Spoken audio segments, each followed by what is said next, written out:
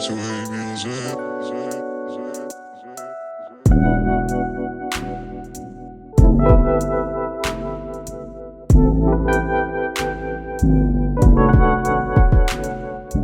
What's happening, guys? You're here with Nate and this is Crossbeats production, and I wanted to do my review on the new Antelope Audio Zen Go.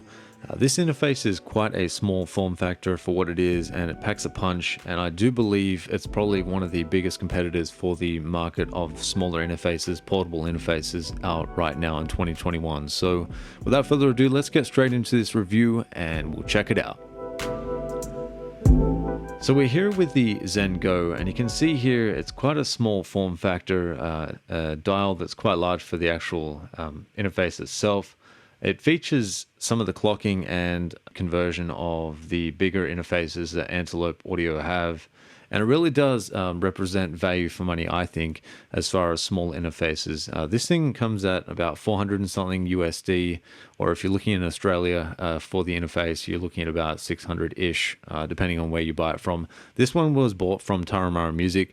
Props to them for supplying this to me, and I'll put a link in the description below as to where you can buy it here in Australia if you're looking here.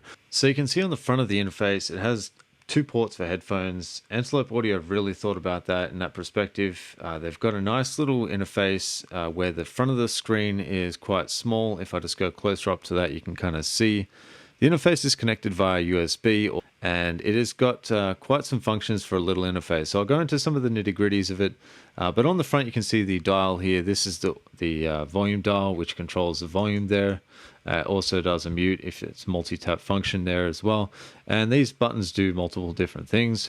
So on the rear of the interface, you'll see here it's got some ports on the back. You've got 2 inputs for microphones or instrument jacks if you'd like, and that allows you to connect microphones, be 2 microphones or 2 instruments, however you'd like.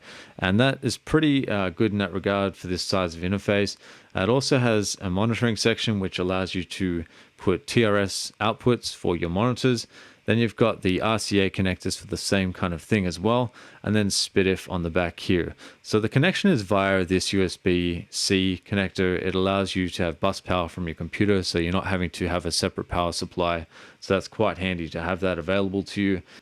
So on the top section and the front of the interface, you can see the Antelope Audio have thought about the 2 outputs for the headphones. So you've got that just there. And then on the top section, you've got your big volume dial, which forms as 2 different things. You can mute and unmute that way. It obviously controls the volume. You've got your gain buttons. These buttons are multiple different things. So gain allows you to go to your preamps and switch between those. You've got the headphone 1, headphone 2, and then the monitor section. Just by pressing that 3 times, it allows you to get to that. So then you can go from there. The Antelope button functions different things as well. The quality of the interface, I must say, it does compare to the more expensive ones from what I've heard so far, at least. I do have the Antelope Orion Synergy, which I'm going to review as well in the next coming weeks, probably in the next couple of days actually. But I want to compare these 2 and go through what I think, what you get from the more expensive and what you get from the baseline, more portable interfaces. But for now, this is something that I would highly recommend if you're looking at a smaller form factor, portable interface that's bus powered, that's cheap. Again, maybe it's a little bit more expensive than some of the PreSonus or other ones that are cheaper out there, Native Instruments and a few others. But I do believe, if you want to spend the extra couple of $100s, you're going to get the quality that you may not get in some of those interfaces. Let's get into some of the things that I really like about it, some of the functions of the software as well. So this is the software side of it, and this is what you would see when you finally register the device and load it up. It's got quite a simple layout. It's kind of intuitive to use. I do think it looks really good, and it's, for its form factor, the price and all that sort of stuff, it's great. So you've got your preamp section here, so you can see it's got 2 preamps there. You've got AFX, so this is where you can input things on your your vocal or instrument, whatever you're recording into the device. And you can see I've already got 2 or 3 things happening here right now. So then from there, you've got your monitor section there. So it's a monitor section / the rest of this console part type thing here, and the headphones as well. So headphones and monitors on there, and then headphones too. So it kind of allows you to do a little bit. It's not a great deal of things you can do on this kind of thing, but it does really have that quality of audio for the not high price tag that you may be paying for others out there. So to give you the cons of this device, there aren't really too many cons, to be honest. On the rear of the device, though, I would have liked to have had two TRS sets of outputs for the monitor section rather than a TRS and an RCA connector.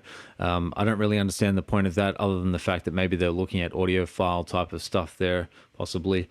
The other thing I'd like to have seen is a line out separately so I could route maybe some analog gear through this device, through the HUD converters. But that is probably a lot to ask for such a small form factor device. You know, it is really small, it's bus powered. Maybe there's a reason why they couldn't. I don't know.